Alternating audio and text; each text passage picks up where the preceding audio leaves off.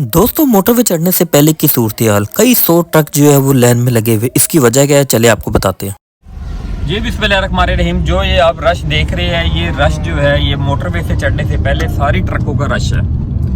और आपके लिए ये पैगाम है कि अगर आप जब भी निकले कहीं अपने काम के लिए, सर्दियों में ख़ास कर, तो लाजमी टाइम का आप जो है वो टाइम लाजमी देखें, क्योंकि सर्दियों में धुंध की वजह से अक्सर मोटरवे बंद होती है, जिसकी वजह से रोड पे रश लग जाता है। और ये ट्रक इस टाइम कई 100 ट्रक रास्ते में खड़े हुए, पूरे रोड जो है वो जाम है।